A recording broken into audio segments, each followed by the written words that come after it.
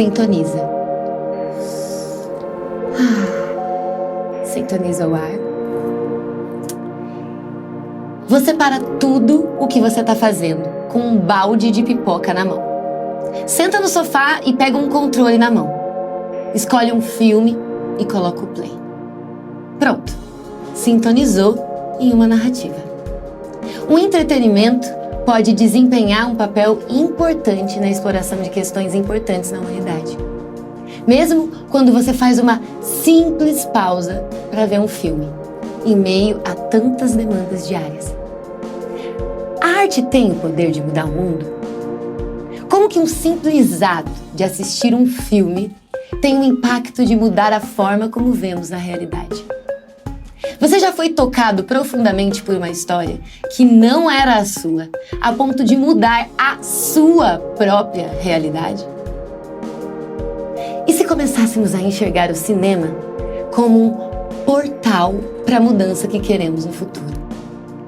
Será que o entretenimento pode influenciar a forma como as sociedades encaram as suas questões?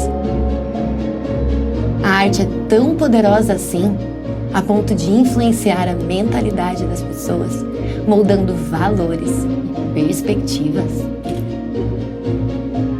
Eu sou Cíntia Aparecida, atriz e mentora de criatividade, e esse é o podcast Sintonizar Consciências.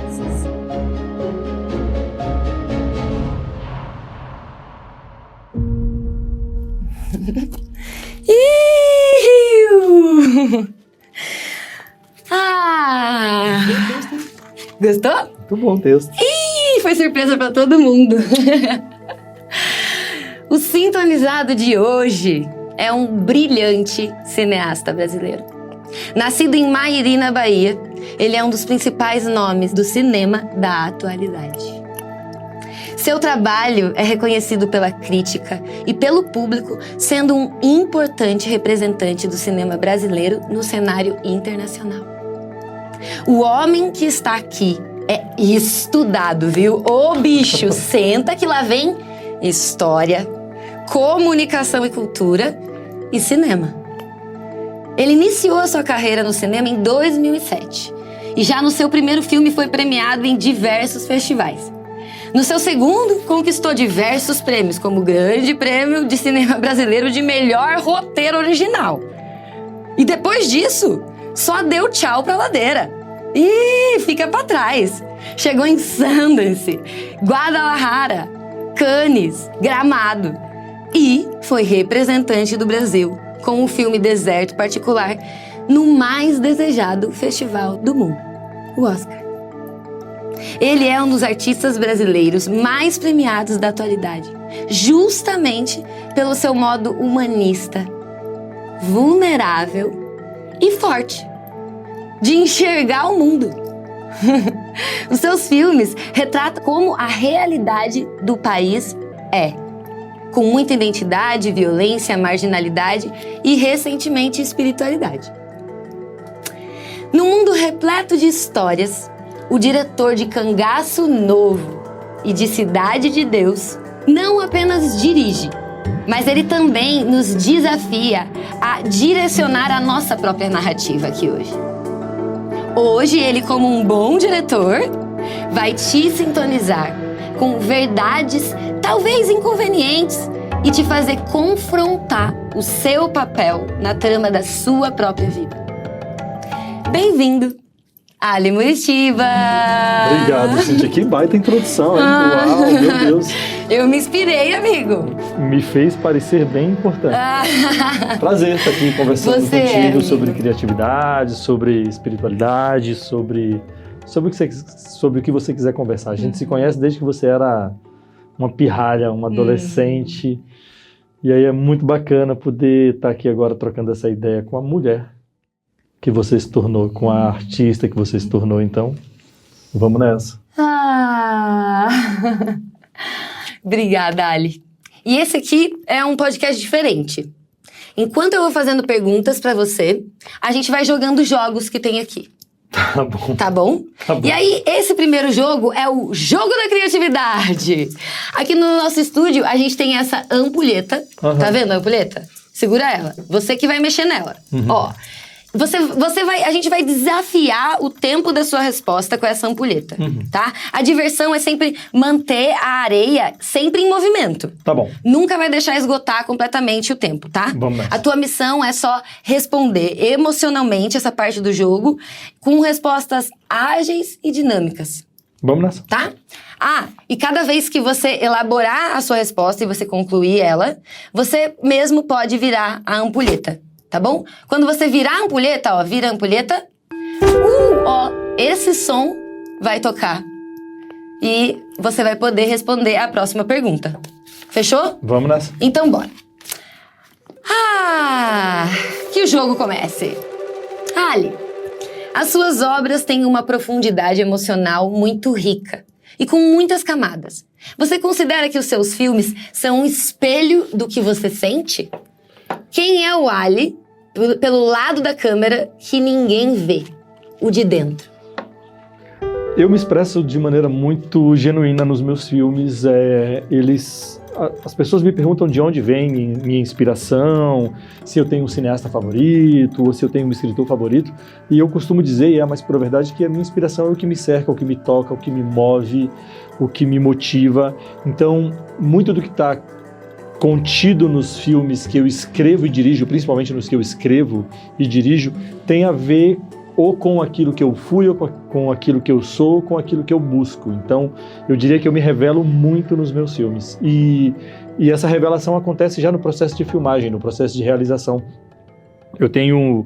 Agora há pouco estava conversando com a Tiffany aqui, uma jovem atriz que eu dirigia muitos anos atrás, e ela me disse, outro dia disseram para mim, encontrei o pessoal no set do Marco Jorge, disseram que você tem uma escuta muito ativa, que você é muito generoso no set. Eu acho que faz parte da minha natureza e ela se manifesta no meu trabalho e no modo como eu me expresso. Virou! Bom, qual é a coisa mais importante que você aprendeu desde que você se aceitou como um artista? A coisa mais importante que eu descobri é que a arte é trabalho. A arte, ela obviamente depende de inspiração, obviamente depende de sensibilidade, mas ela essencialmente depende de trabalho. A gente precisa exercitar a nossa criatividade constantemente, porque a criatividade é como se fosse um músculo, que se você não exercita, ela atrofia. Então, aquela ideia romantizada de que nós somos acometidos por um espírito que nos faz ser brilhantes e criativos, ela se dissolveu muito cedo na minha carreira. Vira lá, vira lá! Como então que a representação da espiritualidade no cinema pode impactar a forma como as pessoas entendem a vida? Bom, primeiro, é importante fazer uma diferenciação entre espiritualidade e religião, né? A gente, quando fala de espiritualidade, a gente está falando de uma faceta da existência humana que precede a invenção das religiões. Inclusive, a espiritualidade, eu acho que é uma das ferramentas evolutivas essenciais para que a gente conseguisse, nós que somos tão desprovidos de armas naturais, conseguimos seguir existindo e, de certo modo, evoluindo.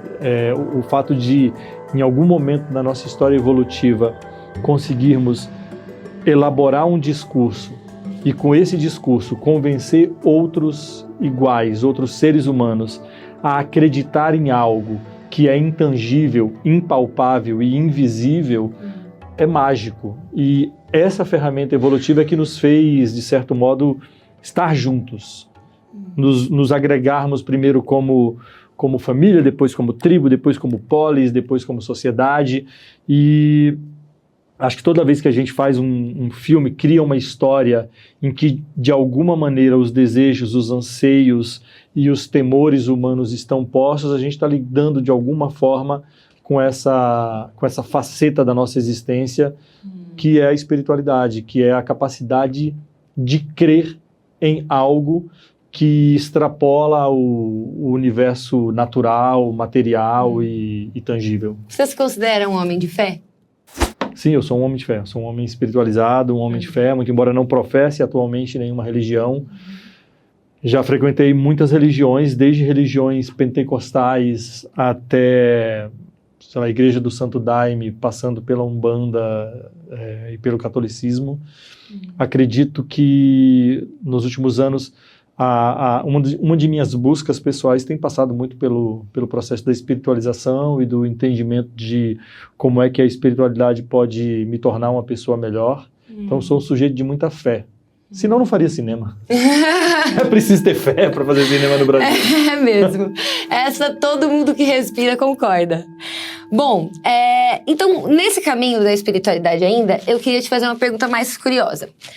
Os expansores de consciência, como, por exemplo, até a meditação, uma expansora de consciência, todos eles podem ser canais de recepção de ideias poderosíssimas. Então, em seus filmes, você já considerou incorporar elementos relacionados à ayahuasca, por exemplo, para intencionalmente explorar a expansão de consciência de quem está assistindo? Eu tenho muita vontade de tentar produzir alguma coisa sobre efeito de algum psicodélico. Assim, já experimentei vários psicodélicos. Dentro de um contexto ritualístico religioso, a ayahuasca é uma das substâncias que eu experimentei. E ela, enfim, vivi várias epifanias que foram muito importantes, reveladoras e que foram muito curativas. Então tenho muita curiosidade de produzir sobre o efeito da ayahuasca, mas ao mesmo tempo tenho um tanto de receio de instrumentalizar para o meu ofício algo que é sagrado. E eu considero o chá uma coisa muito sagrada, então, muito embora tenha curiosidade e vontade, tenho um certo receio. Existem alguns filmes que, eu não sei se foram feitos sob efeito de ayahuasca, mas eles falam sobre os efeitos da ayahuasca, que são muito bem sucedidos. Existe um filme colombiano chamado O Abraço da Serpente, que tem uma sequência maravilhosa, que tenta expressar através da linguagem audiovisual o que se dá no nosso interior quando a gente está sob o efeito do DMT, né, que é o princípio ativo da ayahuasca. Mas eu ainda nem botei isso nos meus filmes, até porque ainda não me considero um grande conhecedor das medicinas da floresta para fazê-lo, e as respeito muito. E também nunca produzi sobre o efeito da ayahuasca, mas uso com muita frequência, assim como uso aí cotidianamente a meditação e o rapé. Acho que são eu não quero chamar de ferramenta porque eu não quero instrumentalizar, mas são meios muito importantes para, no meio dessa vida maluca, atribulada e cheia de estímulos que a gente leva, ter uma pausa, ter um momento de conexão consigo mesmo, com o seu interior, ou com o astral, ou com, seja lá, o divino, seja lá como você queira chamar. Você já recebeu alguma boa ideia? No meio de uma cerimônia? Quando a gente está muito louco, a gente acha que as ideias são muito boas, né? Cara, na verdade, assim, eu já vivi epifanias muito importantes, que foram muito curativas, que fizeram parte de um processo terapêutico mesmo, assim. Mas nunca, acho que nunca tive uma grande ideia que servisse para a criação artística. Eu já tive muitos insights que me fizeram enxergar que, como se diz lá num dos inários do Santo Daime, que eu estava no mundo da ilusão. Então, pegando nesse mundo da ilusão, eu vou te fazer uma pergunta. Quais as vulnerabilidades, sombras e medos que existem dentro do seu diretor, mas que não transpassam na tela? São muitas, né? Um dos principais trabalhos do diretor é atuar, que está muito seguro de si, que sabe muito o que quer, porque um diretor ou diretora inseguro no set acaba perdendo a confiança. O diretor ou a diretora, no fim das contas, é um líder, uma líder, precisa liderar. E aí um líder claudicante, um líder indeciso, um líder confuso, deixa todo mundo inseguro. Então, existem muitas sombras, muitas inseguranças que eu disfarço. E como que você lida com as suas inseguranças nesse momento? Quando a insegurança aparece em ocasiões públicas, por exemplo, quando eu estou no set de filmagem, normalmente eu tenho uma parceira ou um parceiro em quem eu confio muito, muitas vezes é o diretor de fotografia, outras vezes é assistente de direção, outras vezes é uma diretora assistente, que são pessoas que trabalham comigo há muito tempo, que são pessoas a quem eu recorro e para quem eu posso manifestar a minha insegurança, mas ela não pode durar mais que 5 minutos, porque o set não pode ficar parado e ninguém pode saber que eu estou inseguro. Então, muitas vezes eu falo, gente, avisa aí que quebrou a câmera, a gente vai aqui trocar uma ideia enquanto vocês consertam. E é isso, precisa ser tudo muito rápido, porque é tudo muito caro no processo de feitura de um filme. E aí, quando as inseguranças são muito grandes, aí eu vou tratar delas na terapia, na ayahuasca, vou conversar com a minha namorada, vou conversar com os amigos, e aí sim eu posso ser Alisson e não Ali. Posso ser pessoa física e manifestar minhas inseguranças. E indo mais um pouquinho profundo nesse processo, quando você se sente inseguro e você está lá com essa pessoa que você confia, a única coisa que você pede para ela é escuta? Ou tem algo que você faz que te ajuda nesse processo de saber como lidar com isso rapidamente, sabe? Eu acho que quando isso aparece no set, eu preciso não apenas de escuta, mas muitas vezes eu preciso de sugestões, eu preciso de alguém pensando junto comigo, de alguém discutindo comigo para tomar uma decisão rápida, para poder resolver a coisa. Quando é num foro mais privado, muitas vezes a escuta é o melhor remédio para as nossas inseguranças. Se sentir acolhido é muito importante, né? Eu sou um homem vira-lata, mestiço, hétero, que ocupa uma posição de poder por ser diretor, né? Me foi ensinado desde muito pequeno que eu não posso ser frágil, que eu não posso ser inseguro, que eu não posso titubear. E aí é muito bom quando a gente encontra pessoas que nos acolhem, que nos acolhem, inclusive quando nós estamos frágeis e inseguros, e não nos julga e não usa da nossa insegurança ou da nossa fragilidade contra nós, porque, muito embora dentro de uma lógica dentro da lógica patriarcal na qual a gente vive, eu acabo ocupando um lugar de muito privilégio, a lógica patriarcal que oprime muito as mulheres, muito mais as mulheres, também oprime os homens. Então é muito bom quando a gente pode encontrar acolhida. Você acha que no atual cenário do cinema, você consegue expressar esse teu lado mais vulnerável, assim, nessa posição de tanto poder como um diretor? Eu expresso isso nos meus personagens. Os meus personagens, os meus filmes de ficção são quase sempre protagonizados pelo mesmo personagem. Só muda o ator. Mas se a gente parar para analisar, são homens brancos ou pardos, criados dentro de uma lógica heteronormativa,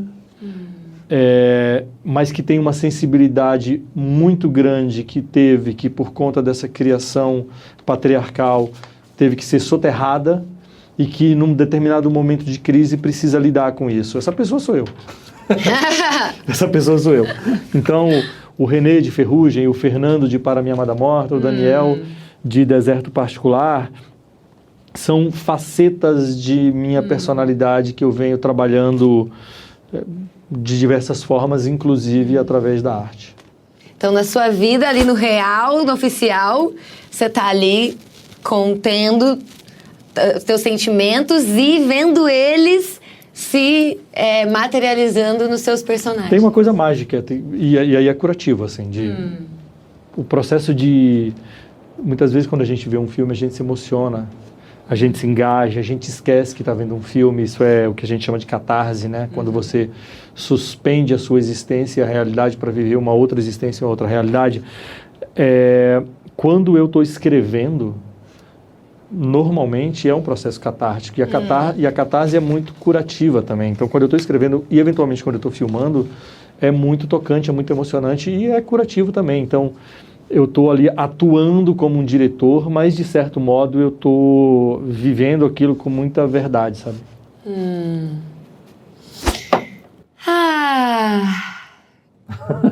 Ali Muritiba, agora peguei aqui de cima.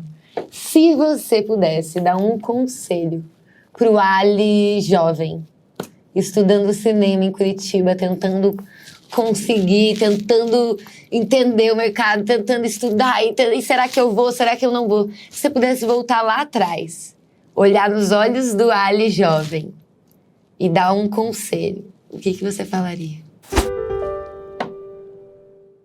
Vai em frente que você tá no caminho certo. A verdade é que eu comecei tarde, né? Comecei com 27 anos de idade. Antes disso eu tinha feito várias outras coisas da vida. E acho que por ter começado mais tarde, por ter vindo com um background muito diverso, né? Eu venho de uma origem social que não é muito comum dentro do cinema. Eu sou filho de caminhoneiro com dona de casa. Eu venho de uma cidade muito pequena no sertão da Bahia. Eu fui bilheteiro de trem, agente penitenciário, professor de história. Eu fui tanta coisa nessa minha vida até os 27, que quando eu comecei a estudar cinema, de certa maneira, eu já tinha uma maturidade que eu acho que eventualmente falta a um jovem estudante de 17, 18 anos quando entra numa faculdade, seja ela qual for. Então, quando eu entrei na faculdade e percebi que aquilo era algo que me tocava e que eu poderia me expressar através do cinema, eu engatei a quinta marcha e acelerei e não parei mais de acelerar. Esses dias, eu acabei de completar 15 anos de carreira, esses dias eu estava elencando tudo que eu fiz, eu falei, caraca, isso dá muitas horas, dá muita hora de material filmado. Assim, em 15 anos eu já fiz 9 curtas, 6 longas, 6 séries. Isso é muita coisa para apenas 15 anos, sabe? Sim. Então eu acho que eu fui no ritmo certo e espero que eu não tenha deixado ninguém para trás ou machucado alguém no caminho. Você acha que você machucou alguém no caminho? A gente sempre machuca as pessoas porque aquilo que a gente faz, aquilo que a gente diz, aquilo que a gente pensa, não necessariamente é aquilo que o outro entende que a gente faz, pensa, quer ou diz, sabe? Existe uma distância muito grande entre o que eu comunico. Expectativa. Existe uma distância muito grande entre aquilo que eu comunico e aquilo que você recebe, porque o que você recebe é pautado por tua existência, por tuas expectativas, por tuas experiências, e eu não alcanço elas. Sim. Então, provavelmente eu deva ter gente ressentida por alguma coisa que eu tenha feito ao longo desses 15 anos de carreira, e todas as vezes que eu sei, e acho que o processo de espiritualização tem sido muito importante nisso, todas as vezes que eu percebo, sinto ou sei que de alguma forma alguém está magoada comigo por algo que eu tenha ou não feito, eu procuro essa pessoa para a gente tentar afinar os ponteiros, assim. Eu não tô nessa existência para colecionar desafetos e para levar embora coisas não resolvidas, sabe? Posso te dar um abraço? Pode. Até porque a gente se desentendeu hoje. Hoje a gente brigou, galera! Hoje a gente brigou e ouvindo a tua resposta eu falei, caraca, ele é humano, né? Tá certo. Então vem cá me dar um abraço mais uma vez. Te amo, amigo. É isso. Amiga. Agora a gente vai fazer o quadro criativamente, tá? Porque criar ativa a mente. E aí você vai ativar a sua mente enquanto você vai respondendo as perguntas aqui, nesse quadro aqui, ó. Deixa eu ver, a gente vai ficar em pé agora. Vamos lá. O que eu vou fazer, gente? Aqui, você achou que ia ser só assim uma perguntinha? Aqui. Não me bota pra fazer atividade manual, que eu sou ruim nisso. Olha só, escolhe uma cor aqui, um pincel. Isso, azul. Vamos ficar com essas aqui, ó, também. Aí. Então, ó, respostas profundas sendo respondidas rapidamente, enquanto a sua mente cria algo nesse quadro. Escreve algo, escreve uma palavra, uma frase, qualquer coisa. Pode ser qualquer coisa que você quiser. A resposta que vier, escreveu. É pra eu responder uma coisa e fazer outra aqui. Isso mesmo. Vamos nessa. Ou você pode escrever o que você estiver respondendo também. Tá bom. Tá bom? Bom, vamos lá. Uma informação importante. Vamos trocar de lado que eu sou canhoto. Então vamos, olha isso. Eu vou ficar de costas pra cá. Boa. Então, ó, uma informação importante. Eu não vou ler a pergunta de novo. Tá bom. Tá? Uma vez só. E você vai responder a primeira coisa que vier na sua mente. Vamos nessa. Tá bom? Então vamos lá. Em um universo universo paralelo, o que você imagina, como você imagina que Deus abordaria a direção de Cidade de Deus? Eu acho que Deus abordaria de maneira espiralada, em que as histórias vão, de certo modo, se somando, se complexificando e sem encontrar um final, porque a história de Cidade de Deus é a história da vida das pessoas, ela não acaba nessa existência. Se você tivesse a chance de dirigir um filme de um gênero totalmente diferente do que você já fez, qual filme seria? Qual gênero seria? Eu dirigiria... Vixe, cacete. Eu dirigiria um filme, sei lá, de super-herói. Como que a indústria cinematográfica brasileira pode se destacar de uma maneira mais ousada num cenário internacional em uma palavra? Em uma palavra, tiro. Sei lá. Tiro? Sei lá. Eles adoram ver tiro aqui no cinema brasileiro. Se sua vida até agora fosse representada por uma única música, qual seria a música da sua vida?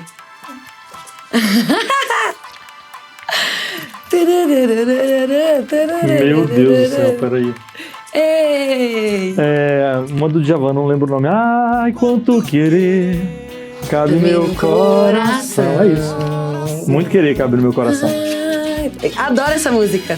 Bom, então vamos lá. Agora, essa pergunta é difícil, hein? Cuidado. Ao escrever sobre personagens que passam por jornadas espirituais, enfrentam dilemas, relações abusivas, problemas familiares, traumas, medos com tanta familiaridade, em quem você acaba se inspirando? Nas pessoas que você convive? É por isso que somos amigos há 10 anos? Eu me inspiro muito em mim e me inspiro muito nas pessoas que me cercam.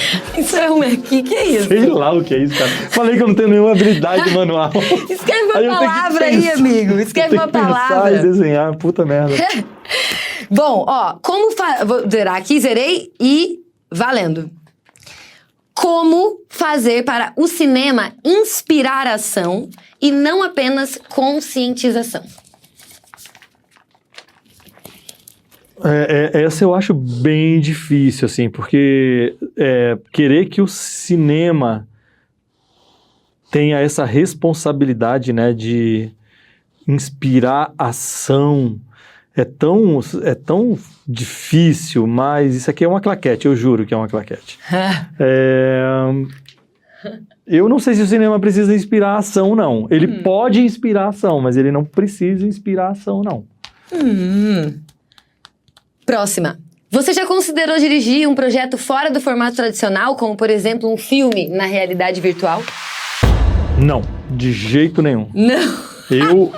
A primeira palavra que ele escreveu. Não. Meu negócio assim, não gosto de inteligência artificial, não gosto de mundo paralelo, dessa coisa super tecnológica, não. Não me chamem que eu não vou topar. Ixi! Olá, galera! Essa eu quero ver. Bota uns milhão lá. Vou não. Bilhãozinho. Porra, bilhão. Ninguém vai pagar bilhão, né? Aí vai que tem um doido aí assistindo a gente. Mas bem, ó, ao criar narrativas cinematográficas, como você considera a responsabilidade de apresentar futuros possíveis para o planeta? Eu acho que essa pergunta é muito boa. Assim, eu passei muito tempo fazendo filmes que eram diagnósticos, ou seja, eu apontava como que as coisas são, e agora eu estou muito mais interessado em filmes que sejam profiláticos. Profiláticos? O que é isso? Profilaxia, tipo, que aponta como as coisas podem ser.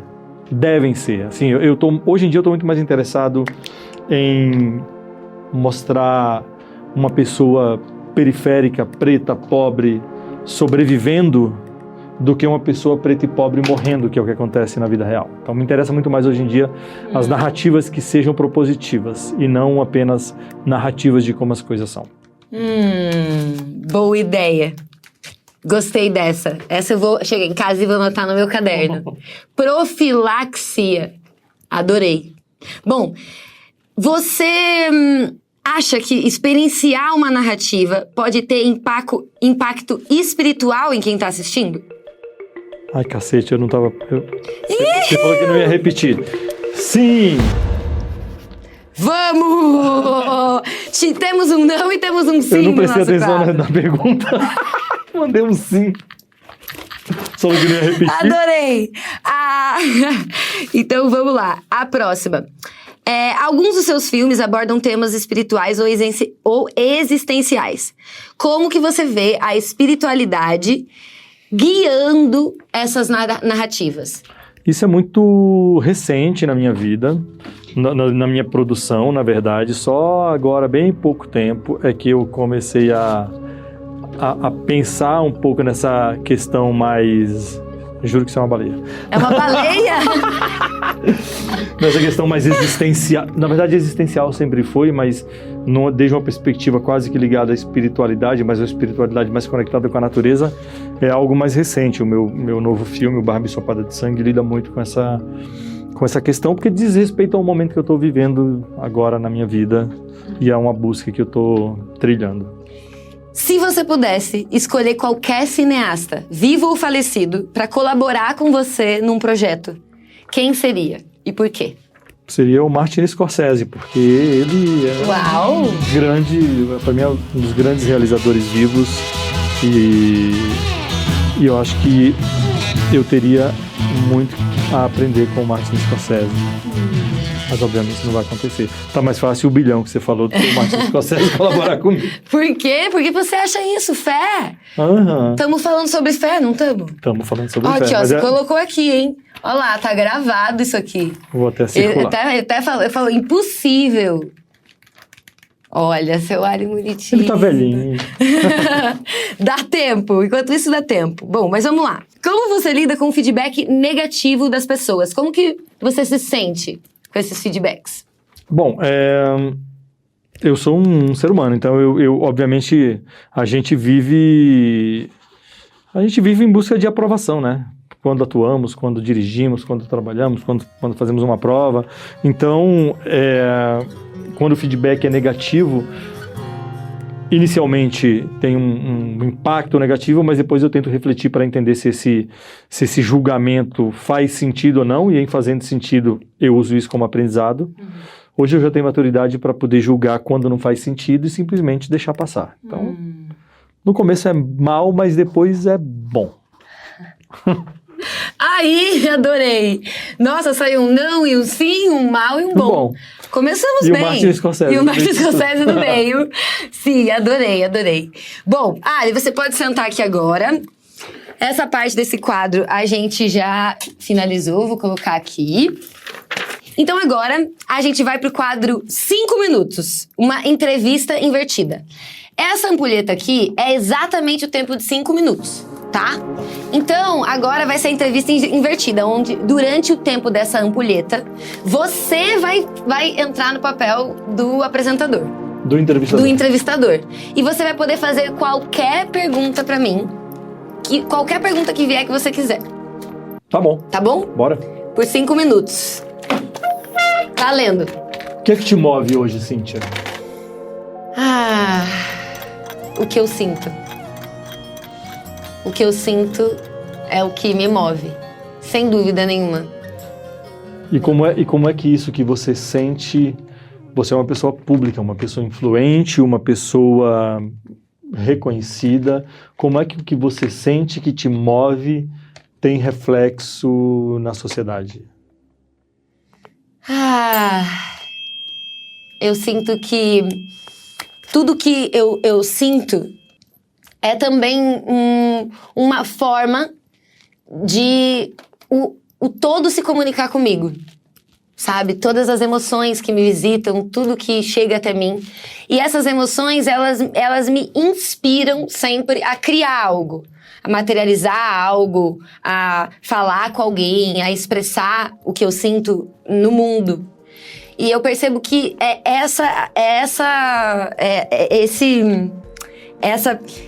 esse movimento de tirar o que eu sinto e materializar ele, seja da forma como é no mundo, que é o que, sabe, vibra mesmo tudo, assim, pra mim, na realidade. Mas como criadora e como cidadã, como é que você devolve para as pessoas tudo que essa existência tem te oferecido? Como que eu devolvo? Ai... Na prática. Na prática?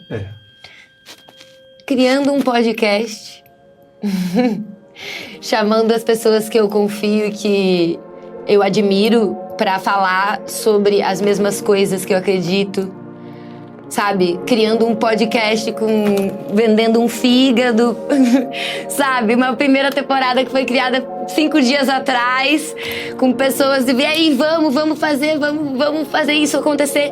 Então, assim, criando, botando essas ideias pra fora e vendo que tem gente vibrando na mesma frequência que eu, querendo contar as mesmas histórias, se unindo para que mais pessoas possam ouvir, sentir essas consciências. Você está numa busca, por falta de palavra melhor, eu vou chamar de xamânica, muito importante assim, nos últimos anos, eu tenho acompanhado isso. Como é que isso tem impactado nas escolhas que você faz como atriz, como artista? Como é que isso está afetando, sem valorar positivo ou negativamente, não precisa valorar, mas como é que isso tem afetado a atriz Cíntia Aparecida Seneck? Bom, isso tem afetado de todas as maneiras. Assim, eu realmente não consigo mais olhar para o meu trabalho como atriz sem olhar para o processo espiritual. Principalmente nessa brincadeira de sintonizar as personagens que vibram em mim, né? Em todo esse processo de criatividade, eu fui aprendendo que essa sintonização nada mais é do que esse processo, né? Através da espiritualidade, do corpo, das emoções, que é um caminho que me leva até a personagem. A personagem, ela existe num campo criativo das ideias que alguém criou, que alguém colocou no papel, e ela carrega ali com ela uma frequência. Então, meu papel como atriz vem muito nesse lugar também agora do místico, assim, né? Do místico, do sagrado, do olhar para o corpo, da escuta. E principalmente de começar a me abrir mais para produções que entendam as vulnerabilidades do ator também para criar, sabe? Porque como atriz, eu percebo que na forma como a indústria tá agora, tem muito pouco espaço vazio pro ator criar, pro ator errar, tá ligado? Você sabe. Então, eu sinto assim que nesse momento eu tô aberta e, sabe, e mais direcionada a esses projetos que vejam esse espaço do ator com esse vazio. Eu sempre trato os atores e as atrizes, sempre me refiro a eles de duas formas que eu acho que... Eu queria que você refletisse sobre isso. Eu sempre no set falo onde é que traz o atleta da emoção aqui para mim. Para mim, os atores e atrizes são atletas da emoção, mas eu também me refiro a vocês como cavalo, que é uma ideia, um conceito das religiões afrodiaspóricas, ou do candomblé, ou da umbanda, né, que comporta o elemento quase que da incorporação, né? E a tua fala agora me fez pensar que talvez você esteja nesse caminho, no caminho de entender o processo de atuação como uma coisa de conexão energética ou espiritual, em que eventualmente a atriz ou o ator pode ser arrebatado por uma entidade mesmo. Faz sentido pra ti? Faz. Inclusive, um dos livros da minha mentoria de criatividade que eu me inspirei se chama Artistas São Xamãs.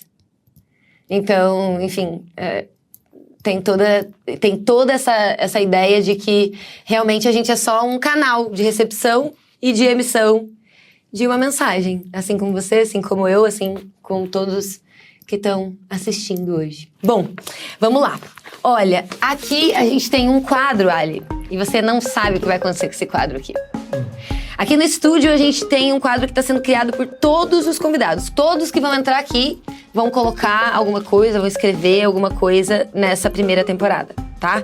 E aí eu tô usando a minha criatividade nesse momento para viabilizar a segunda temporada desse podcast, para que a gente consiga manter esse sonho vivo junto. Então, quem tiver, né, fazendo, nós vamos todos fazer, cada um com a sua arte, e no final a gente vai rifar esse quadro e vamos construir aí uma ponte para essa segunda temporada.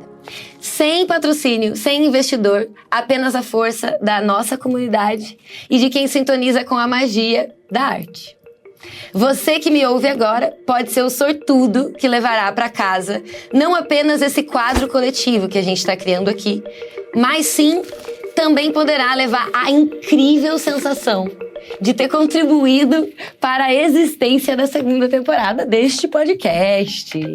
Bom, então eu agradeço de coração para todo mundo que embarcar nessa criação aqui comigo, comprando lá a sua rifinha, baratinho, ajuda a gente e bora criar junto. Então agora a gente vai fazer o quadro Sintoniza e Sintetiza. Esse quadro aqui é rapidinho, porque são perguntas inusitadas para respostas rápidas de apenas 15 segundos. Bora? Tá bom? Então vamos lá, ó. Eu vou colocar aqui, dá pra ver ali, aqui no meu iPad. E se você pudesse dirigir um filme em qualquer época da história, qual seria o filme? Algum filme já feito? Aham. Ai, cacete. Peraí, meu Deus, 15 segundos. Eu dirigiria... Qualquer filme da história. Deus e o Diabo na Terra do Sol, de Glauber Rocha. Deu tempo! Se você pudesse mudar o final de um dos seus filmes, qual seria e como seria o novo desfecho? Eu mudaria o final de Ferrugem, porque é o filme mais triste que eu já fiz na minha vida. As pessoas ficam arrasadas, a Tati não teria morrido e o René não ia ficar tão mal, chorando, triste daquele jeito. Gostei. Ai, é verdade, eu tenho que usar isso aqui. Obrigada por me lembrar. Calma aí. A representação de personagens femininas fortes e complexas é uma característica notável em algum dos seus filmes. Você namoraria qual das suas personagens que criou? Valendo!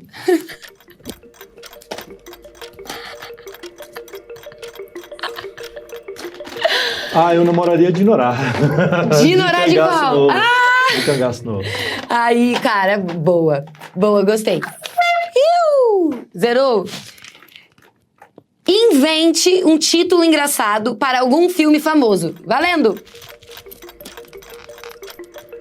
Escolhe um filme famoso.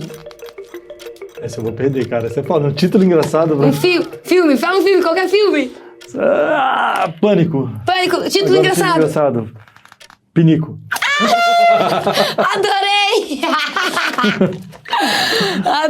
Adorei. Bom, ao escrever sobre temas sensíveis como luto e trauma, como você equilibra a saúde mental e quantas vezes por semana faz terapia? Eu faço terapia uma vez por semana. Eu raramente falo de trabalho na terapia. Eu tenho coisas bem mais importantes do que trabalho para tratar na minha terapia. Mas eu me protejo bastante, tanto fazendo terapia quanto com a minha espiritualização, com prática de esporte. Então eu me protejo. Essa deu, hein? Essa deu. Deu todas. Todas. Se a sua vida amorosa fosse um filme, qual gênero ela seria? Seria um romance, seria um filme de amor, seria um melodrama clássico, com um final feliz, com happy end. Adorei. Bom, cite 3 livros que contribuíram para você ser o diretor que você é hoje. Story, do Robert McKee, que é um livro sobre escrita de roteiro. Grande Sertão Veredas. E... Cacete. E a Bíblia. Não! Apelou! Não lembrei de mais nenhum. Gente, mandou bem. A Bíblia é um belo muito livro bem. de fantasia. Eu gostei. É um dos maiores livros de fantasia que existe. Sim. E é editado há 2000 anos e as pessoas continuam lendo como se fosse uma novidade, mesmo sabendo o final. Sim. E tem muitos códigos nesse livro que ainda impactam muito a frequência da humanidade, como ela vibra hoje, né? Uau. Para e pensa. Pensei que você ia falar da TV Record, bíblicas.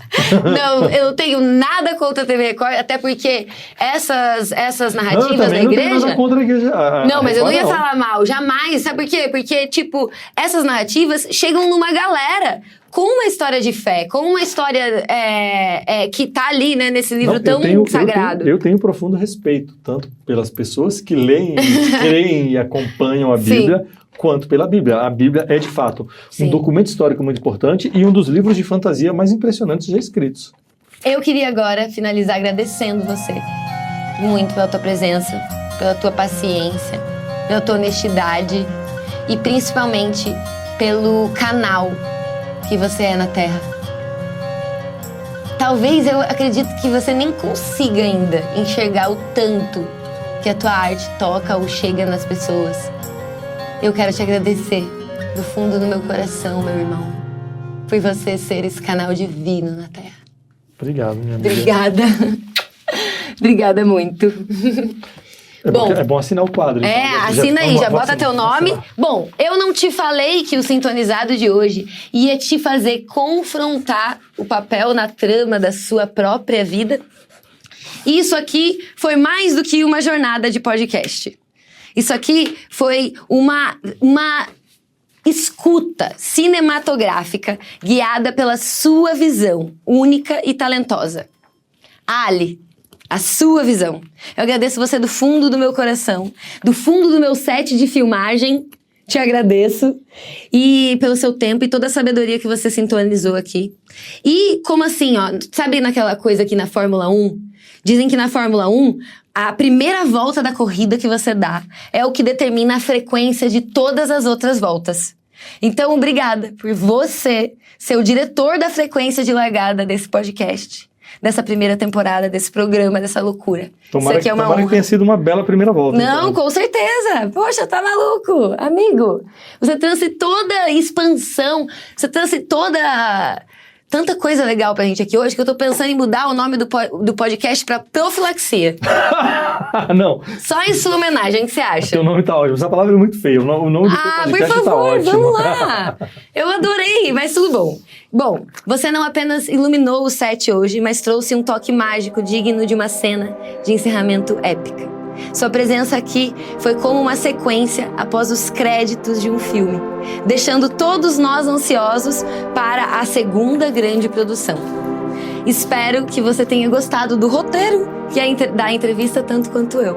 E ó, se precisar de uns doidos lá pra fazer as doidices, você pode me chamar. Tô ligado que eu posso contar contigo. Te amo muito. Te amo, amigo. Bom, obrigado. E agora, vamos aqui pra você. Deixa eu aqui entrar aqui. Vamos lá, é tudo improvisado. Aí!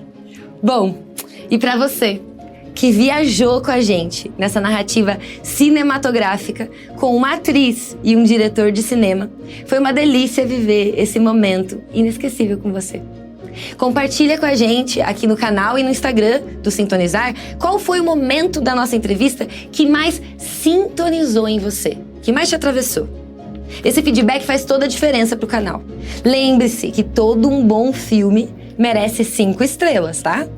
Deixa suas 5 estrelas aqui, seu like e se prepara que nas próximas sintonias e surpresas que estão sintonizadas logo ali, já caminham mais sintonizados. Humanos são antenas, arte é uma frequência. Esse foi o Sintonizar Consciências de hoje. Câmbio, desligo.